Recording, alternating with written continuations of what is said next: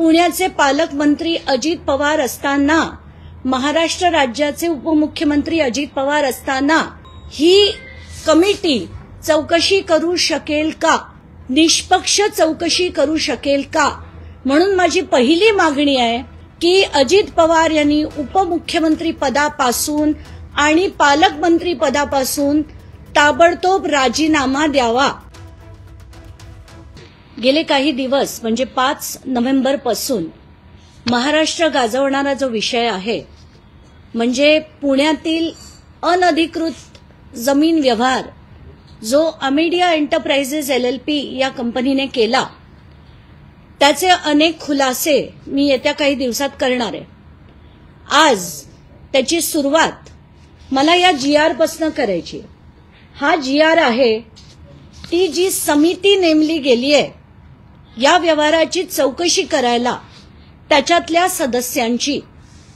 यापैकी 6 पैकी 5 सदस्य हे पुण्यातले आहेत आणि पुण्यातले असताना, पुण्याचे पालकमंत्री अजित पवार असताना, महाराष्ट्र राज्याचे उपमुख्यमंत्री अजित पवार असताना ही कमिटी चौकशी करू शकेल का, निष्पक्ष चौकशी करू शकेल का?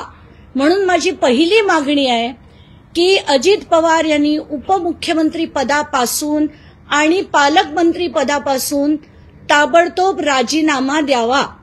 आता ह्या GR कडे मी परत येणार आहे, पण थोड्या वेळाने। आता पहिली गोष्ट, हा ते 300 कोटीला घेतलं, त्याच्यावर स्टॅम्प ड्युटी भरलं नाही, अमुक तमुक तमुक। माझा पहिला प्रश्न की जे तिथे गायकवाड कुटुंब होतं, ज्यांना ती महार वतनाची जमीन मिळाली, जी नंतर खालसा झाली, ती खालसा झाल्यानंतर त्यांना ती परत कधीही दिली गेली नसताना त्यांनी पॉवर ऑफ अटॉर्नी देऊन, म्हणजे ती जमीन माझ्या नावावरच नाहीये, तर मी पॉवर ऑफ अटॉर्नी देऊन त्याचा व्यवहार कसा करू शकते? पहिला मुद्दा म्हणजे ती जमीन त्यांच्या नावावर होणं अपेक्षित होतं, त्याच्यानंतरच हा व्यवहार त्यांना करता आला असता।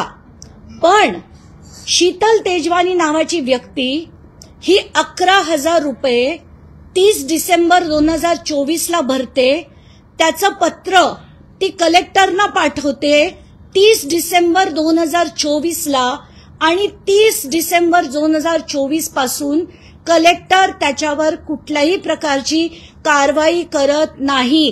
तर अशा कलेक्टरना तात्काळ निलंबित केलं पाहिजे।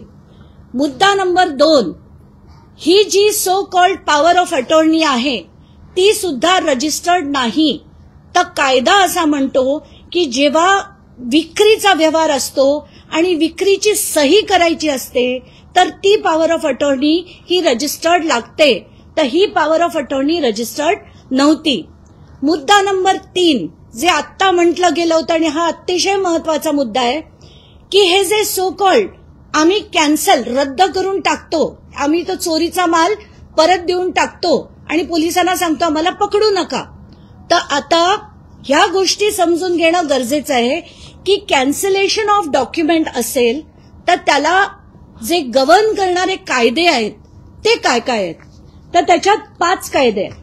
पहिला आहे स्पेसिफिक रिलीफ ऍक्ट 1963, त्याच्या सेक्शन 31 ते 33 मध्ये कोण कॅन्सल करू शकतं याचे डिटेल्स आहेत।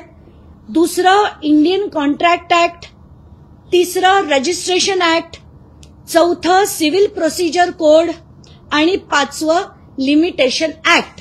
आता कुठलाही व्यवहार रद्द करताना कोण करू शकतं? जर मी जागेची मालक आहे आणि मी कोणाला विकली तर मी किंवा ते घेणारे हा व्यवहार रद्द करू शकतात।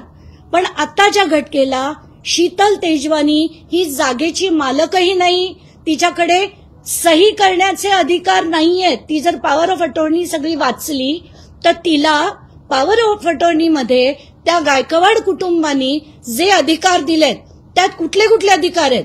तर वकील नेमण्याचे, गव्हर्नमेंट ऑफिसमध्ये प्रतिनिधित्व करण्याचे, इतर सगळे अधिकार, कोर्टात केसेस फाईल करण्याचे, डॉक्युमेंटेशन तयार करायचे अधिकार आहेत। पण गायकवाड कुटुंबाच्या वतीने खरेदी खतावर सही करण्याचे अधिकार शीतल तेजवानीला नाहीत. म्हणून एक तर ती करू शकत नाही. अमेडिया एंटरप्राइजेस कडनं जर लिहिलं गेलं तर एखादा व्यक्ती, आता कायदा काय म्हणतो मी कायद्याप्रमाणे वाचून दाखवते. हे जे पहिलं पत्र आहे ते दुय्यम निबंधक यांनी 7 तारखेला दिलेलं पत्र आहे. ते कोणाला आहे? प्रति अमेडिया एंटरप्राइजेस LLP तर्फे भागीदार श्री दिग्विजय अमरसिंह पाटील आपण सादर केलेल्या रद्द लेखाबाबत आज तारीख सोळा रोजी तुम्ही हा रद्द लेख शीर्षक दस्तावेज नोंदणीच्या उद्देशाने या कार्यालयात आणून दाखवला आहे. याबाबत पुढील प्रमाणे मग त्यांनी मुद्दा नंबर 1 आणि मुद्दा नंबर 2 लिहिला. त्याच्यात की तुम्ही इतके टक्के स्टॅम्प ड्युटी, इतके टक्के सेस, अमुक तमुक करून तुम्ही भरायला हवेत. मुद्दा नंबर 2 सुद्धा तसाच आहे. शेवटची ओळ म्हणते वरील मुद्दा नंबर 1 व 2 मधील बाबींची पूर्तता करून दस्त नोंदणीसाठी सादर करण्यात यावा, जेणेकरून पुढील कारवाई करणे शक्य होईल.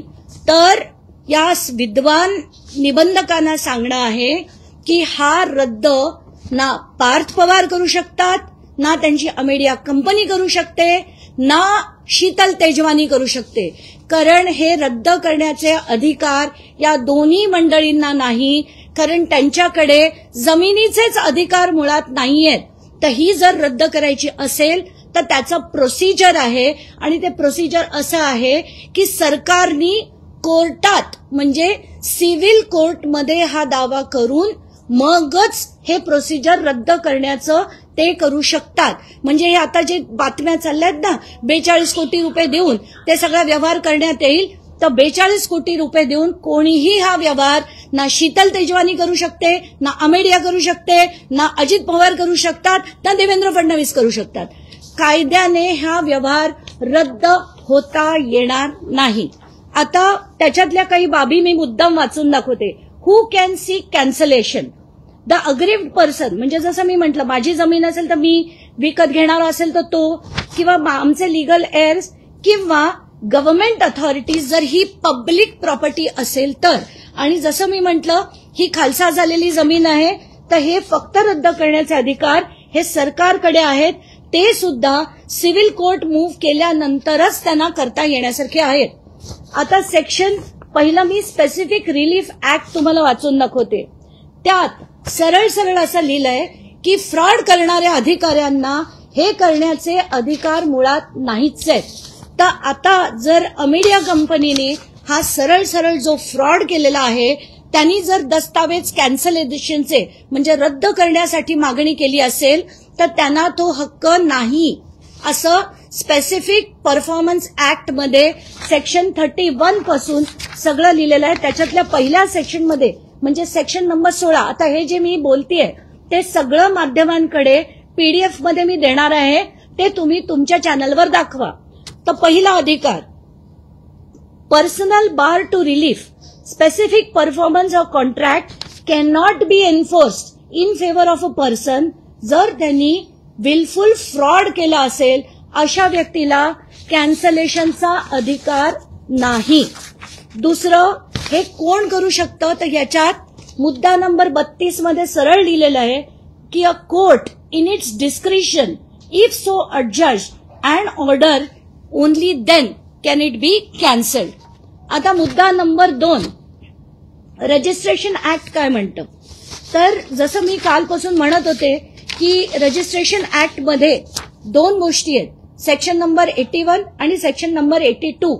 तर याच्यातलं सेक्शन नंबर 81 काय म्हणतं की जे अधिकारी जसं ते येवले आहेत त्यांनी जर चुकीच्या गोष्टी केल्या असतील, ते अधिकारी फ्रॉड करत असतील आणि त्यांना माहिती असून सुद्धा जर त्यांनी फ्रॉड केला असेल तर सेक्शन 81 खाली पेनल्टीज त्यांना काय काय लागतील याचे डिटेल्स दिलेले आहेत. He shall be punishable with imprisonment for a term which may extend to 7 years or with fine or with both. आणि आता महत्वाचा section 82 penalty for making false statement, delivering false copy or translation, false personation or abetment. म्हणजे काय की जर मी खोटा व्यक्ती उभा केला म्हणजे ज्याचं नाव आता समजा पार्थ अजित पवारच्या ऐवजी दुसरा पार्थ पवार उभा केला किंवा दुसरा दिग्विजय पाटील उभा केला, तर अशा खोट्या व्यक्तींना जर उभं केलं गेलं तर त्याच्यावर त्यांना शिक्षा होऊ शकते, जी 7 वर्ष किंवा त्यांच्यावर फाईन किंवा दोन्ही हे त्यांना होऊ शकते नाही, ही होते. आता ह्याच्यात तिसरी गोष्ट, सेक्शन 83 म्हणतं की offences punishable under this act shall be triable by court or officer exercising power not less than those of a magistrate.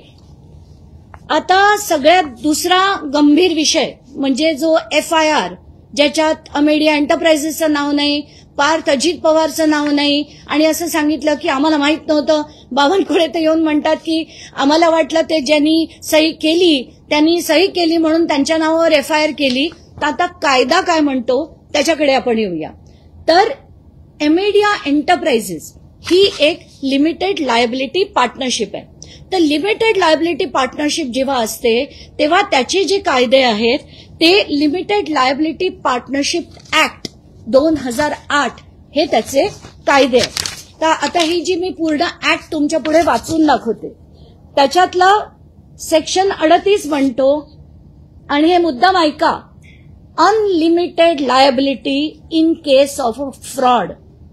In the event of act carried out by limited liability partnership or any of its partner with an intent to defraud the creditors of limited liability partnership or any other person or for any fraudulent purpose, liability of the limited liability partnership and the partners who acted with intent to defraud creditors of fraudulent purpose shall be unlimited for any of those limited liability partnerships.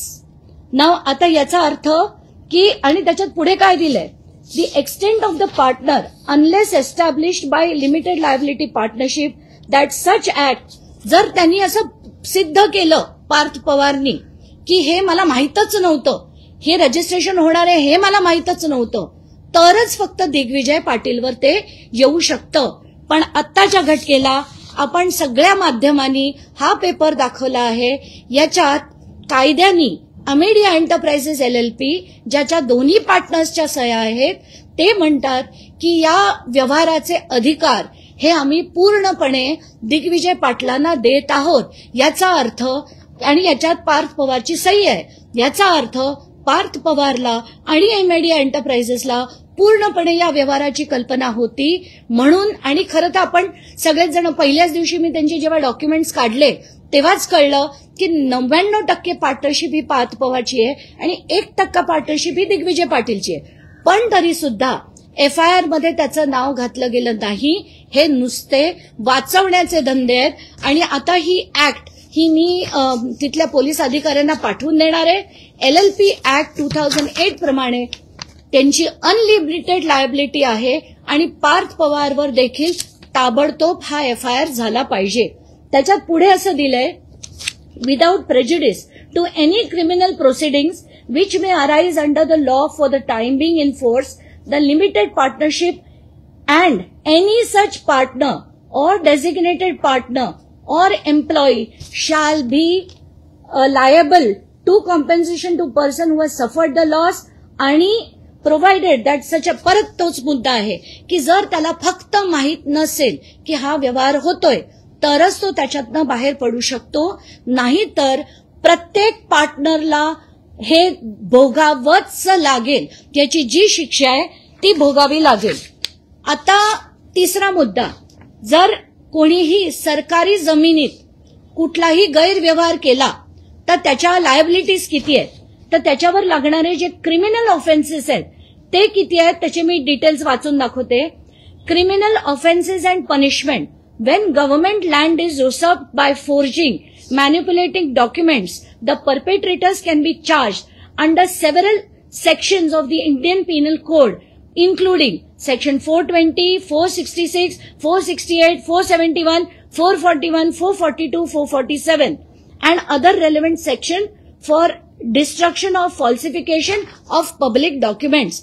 आणि याच्यात 7 ते 14 वर्षाची शिक्षा आणि fine किंवा दोन्ही याची ती शिक्षेचं प्रोव्हिजनिंग आहे.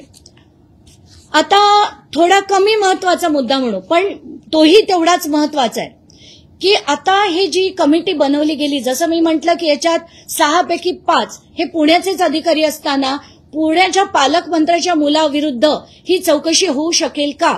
तर ती होऊ शकणार नाही. उपमुख्यमंत्री पदाच्या उपमुख्यमंत्री असलेल्या व्यक्तीच्या मुलावर चौकशी होऊ शकेल का? तर ती होऊ शकणार नाही. पण आता याच्यात कोण कोण आहे आणि हे जी माणसं आहेत त्यांनी काय काय केलंय ते याच्यात जिल्हाधिकारी सुद्धा आहेत. आता या जिल्हाधिकाऱ्यांच्या विरोधात मला काय बोलावं कळत नाहीये, कारण शीतल तेजवानीनी हे 30 डिसेंबरला लिहिलेलं पत्र आहे ज्याच्यात त्यांनी सरळ सरळ म्हटलंय की 11,000 रुपये आम्ही डीडीने पैसे भरले आणि आता त्या जागेमध्ये आम्हाला ती खाली करण्याचं प्रोसिजर करून देण्यात यावं. त्याच्यात अमेडिया कंपनी आणि त्याच्यात ती हे देखील लावते अनेक्षरमध्ये आणि याच्यातली कंडिशन नंबर 13 म्हणजे 13 असं म्हणते की बाबा या लोकांनी ज्या वेळेस पैसे ते जमा करतील सरकारकडे तेव्हा हे खाली करणं गरजेचं आहे. पण गरजेचं आहे ते ठीक आहे, पण त्याचं काही प्रोसिजर आहे. त्यांनी ते पैसे भरल्यानंतर त्या मंत्र्यांकडे अर्ज करायला लागतो की ही परत आमच्या नावावर रिट्रान्सफर करा. त्यांचं नाव सातबाऱ्यावर लागलं, त्यांचं नाव प्रॉपर्टी कार्डवर लागल्यानंतर इतर हक्क म्हणून नाही, पहिलं नाव लागल्यानंतरच ते कुठलाही व्यवहार करू शकतात. पण हे चुकीचं जसं मी म्हटलं पॉवर ऑफ अटॉर्नी देऊन हा जो सगळा व्यवहार झालाय हे ॲब्सोल्यूट फ्रॉड आहे. त्याच्यात दुसरं तिसरं काही नावच म्हणताच येत नाही. आता त्याचा पुढचा विषय की तहसीलदार हे जेव्हा पत्र लिहितात 9/6ला, त्या पत्राचं मला वाटतं बहुतेक चॅनल्सनी दाखवलंय. प्रत्येक ठिकाणी मी बघतेय की तात्काळ 24 तासात उत्तर द्या, 24 तासात अभिप्राय द्या, अर्जंट इंटरव्हेन्शन, हे जे शब्द जे मी सिंचन घोटाळ्यात देखील बघितले होते, खास बाब, तात्काळ करा, हे सगळे पुन्हा इथे येताना दिसत आहेत. आणि हे अगदी टिपिकल अजित पवारांचे त्यांनी सांगितल्याप्रमाणेच केलं जातं, याच्यात काहीच शंका नाही. आता याच्यात पुढची जी सगळी पत्र आहेत ती आधी तहसीलदार लिहितात बोटॅनिकल गार्डनला. बोटॅनिकल गार्डन असं म्हणतं की आमच्या इकडे 16 जूनला 2025ला अचानकपणे काही लोक आली, त्यांनी दादागिरी केली की जमीन खाली करा आणि म्हणून तुम्ही कलेक्टरांना त्यांनी पत्र लिहिलं की तुम्ही याच्यात अर्जंट इंटरव्हेन्शन करा. म्हणजे जून महिन्यापासून कलेक्टरांना माहिती होतं, कलेक्टरांनी एसडीओला पत्र लिहिलं, एसडीओनी तहसीलदारला लिहिलं, मग कलेक्टर या चौकशी समितीत कसे असू शकतात आणि ते पण पुण्याचे सगळे अधिकारी, जसं मी म्हटलं, हे या समितीत कसे असू शकतात. आता ही जी पुढची सगळी माणसं आहेत या सगळ्यांना माहिती होतं की हे फ्रॉड आहे. पण एकामध्ये म्हणजे जुलैपासून हे जूनमध्ये पहिलं पत्र बोटॅनिकल गार्डननी 16 तारखेला लिहिलं कलेक्टरना आणि 30 डिसेंबरला ते शीतल तेजवानीनी लिहिलेलं होतं. तर 30 डिसेंबर 2024 ते आता नोव्हेंबर 2025 कलेक्टरांनी काहीही केली नाही. अशा कलेक्टरना तात्काळ निलंबित करा, त्यांच्यावर सुद्धा चौकशी झाली पाहिजे, त्यांचं हे नाव या समितीमध्ये असता कामा नये. आणि माझा चॅलेंज आहे की देवेंद्र फडणवीस असं करणार नाहीत, कारण आताच्या घटकेला स्थानिक स्वराज्य संस्थेच्या निवडणुका आहेत, त्यांना ही सगळी मंडळी लागणार आहेत, पण हे केलं गेलं पाहिजे. म्हणून मी जसं म्हटलं की आताच्या घटकेला मला कायद्याने ही मागणी करायला लागतीये, ती मागणी मी केली आहे. आता जर याच्यात काम झालं नाही तर मी आता एसीएस रेव्हेन्यूना पण जाऊन भेटणार आहेत, विकास खरगेजींना, कारण त्यांच्या अध्यक्षतेखाली याची चौकशी होणार आहे. तर ह्या सगळ्या गोष्टी मी जाऊन मांडणार आहे. आणि हा जो मगाशी मी काढून ठेवला पण हे फार मोठं आहे म्हणून मी शेवटचं डॉक्युमेंट दाखवते की ही जी आहे ती पॉवर ऑफ अटॉर्नी आहे. ही रजिस्टर्ड पॉवर ऑफ अटॉर्नी मुळात बिलकुल नाहीये आणि जर ही नीट वाचून बघितली तर याच्यात विक्रीची सही करण्याचे अधिकार नाहीयेत. तर पहिला प्रॉब्लेम की ते रजिस्टर्ड नाहीये, दुसरा प्रॉब्लेम विक्रीची सही करण्याचे अधिकार नाहीयेत आणि तिसरा प्रॉब्लेम की ती विक्रीची पॉवर घेऊन उपयोग काय, ती जमीनच जर त्यांच्या नावावर नसेल तर हे सगळे उद्योग करून हे जे केलेलं आहे ते एक भयानक मोठं फ्रॉड आहे. आणि त्यासाठी पहिलं म्हणजे अजित पवारांनी तात्काळ राजीनामा दिला पाहिजे उपमुख्यमंत्री पदाचा आणि पालकमंत्री पदाचा. तरच याच्यात चौकशी होऊ शकेल. आता या व्यतिरिक्त मी तर मालिकाच करायचं ठरवलंय. माझ्याकडे आता मी हळूहळू सगळे त्यांचे जेवढ्या कंपनीज आहेत, जवळजवळ 69 कंपनीज अजित पवार आणि त्यांच्या जवळच्या लोकांच्या आहेत. त्याच्यात जमिनीचे किती व्यवहार झालेत हे सगळं मी हळूहळू काढणार आहे. पण आत्ताच्या घटकेला, कारण सगळ्याच किचाट व्हायला नको म्हणून कायदेशीर बाबी 2 गोष्टीतल्या मी काढल्या. पहिला म्हणजे हा व्यवहार रद्द करता येणार नाही. सेकंडली, हा जो पार्थ पवारला याच्यात बाहेर ठेवला गेलाय FIR मधनं, तर तात्काळ त्याचं नाव हे FIR मध्ये घातलं गेलं पाहिजे. अमेडिया एंटरप्राइजेसचं घातलं गेलं पाहिजे. कारण लिमिटेड लायबिलिटी पार्टनरशिपमध्ये लायबिलिटी ही अनलिमिटेड पार्टनर्सवर नक्कीच असते जेव्हा फ्रॉड केला जातो तेव्हा. चला, धन्यवाद. अंजलीताई, तुम्ही म्हणताय की उपमुख्यमंत्री अजित पवारांनी राजीनामा तुमची मागणी आहे, पण अजित पवारांचं तर म्हणणं असं आहे की मला तो पत्त्यावर माहिती नाही, पार्थ पवारने हे व्यवहार केले हे मला माहितीच नाही. मग याच्यामध्ये आका कोण आहे? तर कदाचित आता अजित पवारांना अशी अनेक उत्तरं द्यायला लागतील. कारण याच्या पुढे मी पार्थ पवारांच्या सगळ्या कंपनीज, सुनेत्रा पवारांच्या सगळ्या कंपनीज, अजित पवारांनी स्थापन केलेल्या सगळ्या कंपनीज, आता त्याच्यात कोण कोण आहेत, त्याच्यात किती जमिनी आहेत, या सगळ्याचेच खुलासे करणार आहे. त्यामुळे आता अजित पवारांनी असलं बोलणं बंद केलं पाहिजे. ते परवाच्या एका पत्रकार परिषदेत असंही म्हणाले की 2009 मध्ये माझ्यावर काही आरोप झाले, 15-16 वर्षात ते सिद्ध नाही झाले. प्रत्येक आरोप सिद्ध झाला होता. चार्जशीट देखील फाईल झाली होती. बाळगंगा धरणात, कोंडाणे धरणात सगळ्यामध्ये चार्जशीट फाईल झाली होती. पण तुमचे मित्र देवेंद्र फडणवीस झाल्यानंतर तुमच्या सगळ्या केसेस या बंद करण्यात आल्या, त्या सगळ्या रिओपन झाल्या, तर तुमची काशी होईल याच्यात काही शंका नाही. मात्र ते असंही म्हणतात की एकीकडे काही दिवसांपूर्वी माझ्या कानावर आलेलं होतं आणि काही अगदी कारण ते सुरुवातीला पहिल्याच दिवशी जेव्हा विचारलं गेलं ते भांबावले होते आणि तेव्हा ते म्हणालेत की मला कल्पना आहे की असं काहीतरी होत होतं. पण दुसऱ्या दिवशी मला वाटतं फडणवीसांनी त्यांना पट्टी पडवली असेल आणि त्यानंतर त्यांची भाषा बदलली. मग म्हणतात मला माहीतच नव्हतं, मी तर सकाळी 6 ते रात्री 8 पर्यंत काम करत असतो. म्हणूनच तुमचा मुलगा काय करतो आणि 300 कोटी ही अजित पवारांसाठी जसं मी म्हटलं चिल्लर रक्कम आहे. कारण जो 72,000 कोटीचा स्कॅम पचवतो त्यांच्यासाठी 300 कोटी ही चिल्लर रक्कम आहे. ते असंही म्हणाले होते की मुलं जेव्हा मोठी होतात ते त्यांचे व्यवसाय करतात, आपल्याला त्यातलं काही माहिती नसतं असंही ते म्हणाले होते. हे पटतं कसं पटेल सांगा ना. कारण त्याच्यात ते असंही म्हणाले की तज्ज्ञांकडनं घ्यायला हवं, आपण तज्ज्ञांना विचारून अमुक व्यवहार करायला हवे. मुलं मोठी झाली तरी त्यांनी तज्ज्ञांचं रेकमेंडेशन घ्यायला हवं असं देखील ते म्हणाले. पण आत्ताच्या घटकेला जसं मी दाखवलं, दुय्यम निबंधक सुद्धा जर म्हणत असतील की हे अग्रीमेंट रद्द करण्यासाठी तुम्ही कंडिशन नंबर 1 आणि कंडिशन नंबर 2 पूर्तता करून ते डॉक्युमेंट आणा, म्हणजे या निबंधकांना सुद्धा कायदा माहीत नाही की हे व्यवहार हे दोघं माणसं करूच शकत नाही. हा व्यवहार रद्द होऊच शकत नाही या 2 व्यक्तींकडनं. हा जर रद्द करायचा झाला तर सरकारला सिव्हिल कोर्टात दाद मागायला पाहिजे आणि सिव्हिल कोर्टच्या ऑर्डरनीच हा व्यवहार रद्द होऊ शकतो. काही अजित पवार हे दलित विरोधी असं तुम्हाला या एकंदरीत सगळ्या प्रकरणावरून वाटतं का? कारण यापूर्वी सुद्धा जेव्हा काँग्रेसच्या सरकारमध्ये दादा मुख्यमंत्री होते, चंद्रकांत नांडोरेंसोबत त्यांचा निधी वाटपावर वाद झाला होता. आता सामाजिक न्याय विभागाचा निधी सुद्धा त्यांनी वळवलेला आहे.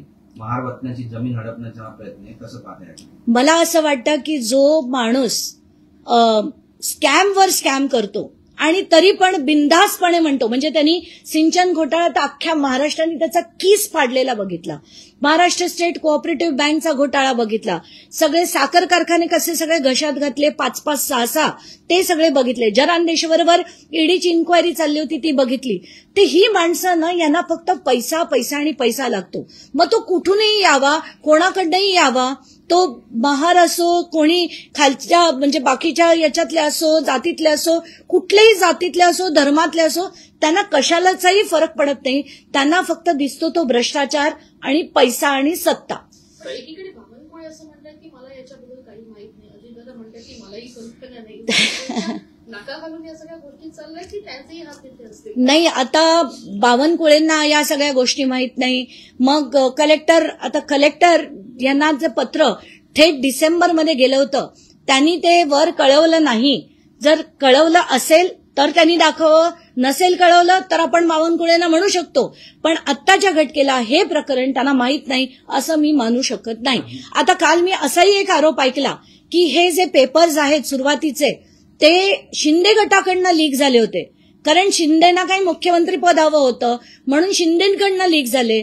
कोणी म्हणतं राष्ट्रवादीला आता डच्चू द्यायचा आहे मुख्यमंत्र्यांना म्हणून हे सगळं केलं जात आहे. स्थानिक स्वराज्य संस्थेत मला वाटतं कोल्हापूरला अजित पवार आणि शरद पवार एकत्र येत आहेत हे ऐकून देवेंद्र फडणवीसांनी हे पेपर लीक केलेत. हे ज्यांनी कोणी लीक केलेत ते आत्ताच्या घटकेला लीक केलेत, पण मला असं वाटतं की हे इतके घाण भ्रष्टाचारी आहेत की यांच्या विरुद्ध आता खरंच पेटून उठण्याची गरज आहे. तर तुम्ही यापूर्वी सुद्धा सिंचन घोटाळा काढला होता, कुठलीही कारवाई झाली नाही, दादा त्यातून पण वाचले.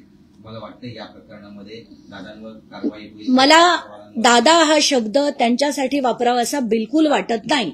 माझ्यासाठी ते अजित पवार आहेत, ते माझ्या राज्याचे उपमुख्यमंत्री आहेत आणि मी त्यांना अजित पवार याच नावाने संबोधणार.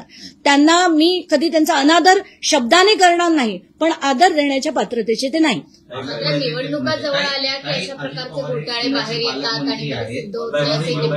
आणि मला आताच्या घटकेला ते जेव्हा म्हणाले पत्रकार परिषदेत की निवडणुका तोंडावर आल्यावर आरोप होतात आणि आता आणि आरोप होतील, तर त्यांना कदाचित कल्पना असेल की कारण मी तेव्हा अमेरिकेला होते, अमेरिकेहून मी सोमवारी येणार होते, आल्यानंतर मी हे लावून धरेन हे देखील त्यांना कदाचित माहिती असेल, म्हणून त्यांनी आधीच डिफेन्समध्ये म्हणून टाकलं की आता अशी आणि अनेक येणार आहेत.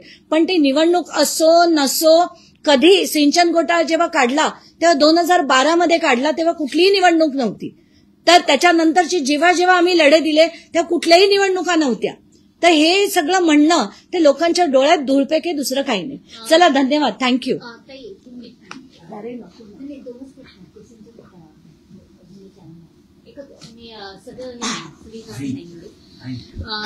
आता जेमतेम माझा आवाज रिकवर झालाय म्हणजे थोड़ा तरी. सिंचन घोटाले में निसार खत्री के खिलाफ राज्य सरकार ने सर्वोच्च न्यायालय में अपील क्यों नहीं दायर की है और इसी निसार खत्री को राज्य सरकार 500 करोड़ दे रही है सिंचन घोटाले के तहत, ये सच है? आपने काफी हद तक छानबीन की. अगर आप देखेंगे कि ये जो निसार खत्री है इनकी FA कंस्ट्रक्शन, FA एंटरप्राइजेस नाम की कंपनी है जिसको हर जगह पर चाहे वो 5 इरिगेशन कॉरपोरेशंस में से मुझे जहां तक पता है VIDC और KIDC ये दोनों इरिगेशन कॉरपोरेशंस में उनको बहुत ज्यादा डैम के कॉन्ट्रैक्ट्स मिले थे. उसमें जो KIDC का इशू मैंने लड़ा था उसमें उनको 13 डैम के कॉन्ट्रैक्ट मिले थे. ये 13 डैम्स के अगेंस्ट मैं जब हाईकोर्ट में गई थी, हाईकोर्ट ने इंक्वायरी कमीशन बिठाया था जिसमें SIT थी with of ED as well as ACB, और ये सारी जो इन्वेस्टिगेशन चालू थी इसको ओवरनाइट जो स्वेरिंग इन हुआ जिसमें देवेंद्र फडणवीस और अजित पवार इन्होंने स्वेरिंग इन सेरेमनी किया, उसके एक दिन पहले ये सारी केसेस क्लोज कर दी गई थी. और अभी ये सेम निसार खत्री को 500 करोड़ के करीब करीब कुछ पैसे हैं जो उनको वापस यही सरकार देवेंद्र फडणवीस की सरकार अगर दे रही है तो इससे ज्यादा दर्द की बात हमारे जैसे एक्टिविस्ट के लिए हो ही नहीं सकती. पहिल्या दिवशी जेव्हा दादांना माहिती पडलं या प्रकरणामध्ये तर आपण बघतोय की पहिल्या दिवशी दादा थोडे भडकलेले बघायला मिळाले, अस्वस्थ बघायला मिळाले. दुसऱ्या दिवशी जेव्हा वर्षावरती मुख्यमंत्र्यांनी उपमुख्यमंत्र्यांना बोलवून घेतलंय त्यामध्ये एकंदरीत हे ठरलंय की या प्रकरणात मार्ग कसा काढायचा, तोडगा कसा काढायचा. जेव्हा माध्यमांशी बोलायला वर्णी डोममध्ये उपमुख्यमंत्री आणि सोबत असलेले प्रफुल्ल पटेल आले तेव्हा या प्रकरणात एकंदरीत पण हा चौकशीचा फार्स नाही असं तुम्हाला वाटतंय का? ही मॅनेज केलेलं आहे सर्व? चौकशीचा कम्प्लीट फार्स आहे. पहिलं म्हणजे त्या FIR मध्ये पार्थ पवारचं आणि अमेडियाचं नाव नसणं हा त्याच्यातली पहिला स्कॅम आहे असं मी म्हणेन.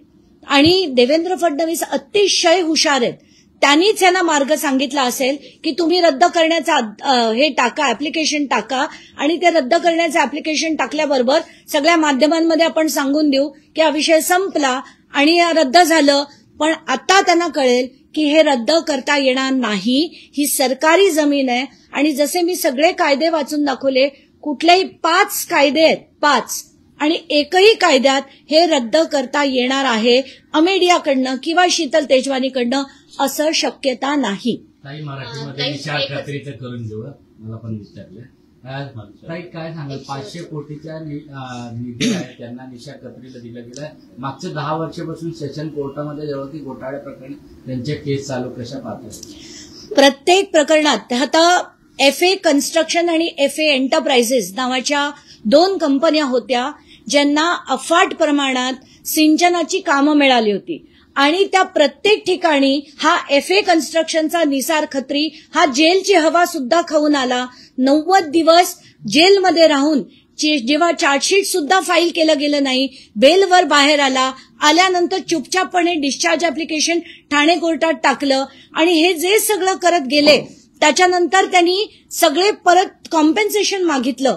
आता जी धरणं त्यांनी काहीही केलेली नव्हती, ज्याच्यात काहीही काम नव्हतं केलं, अशा धरणांसुद्धासाठी जर त्याला पैसे दिले गेले तर हे अतिशय दुर्दैव आहे महाराष्ट्राचं की शेतकऱ्यांना द्यायला पैसे नाहीत. तुम्ही म्हणतात त्यांना सगळं फुकट लागतं, माफ लागतं आणि तेच अजित पवार आणि तेच देवेंद्र फडणवीस जर निसार खत्रीच्या घशात 500 कोटी घालत असतील याच्यापेक्षा जास्त दुर्दैव होऊ शकत नाही. आणि हा आमचा ऍज अन ऍक्टिव्हिस्ट हा डिफीट आहे आमचा. आता शेवटचा प्रश्न, शीतल तेजवानीने ज्या पद्धतीने डॉक्युमेंट रजिस्टरच नसताना आणि सहीचे अधिकार नसताना सुद्धा सही केली आणि त्यामुळे हा व्यवहारच मुळात होऊ शकत नाही.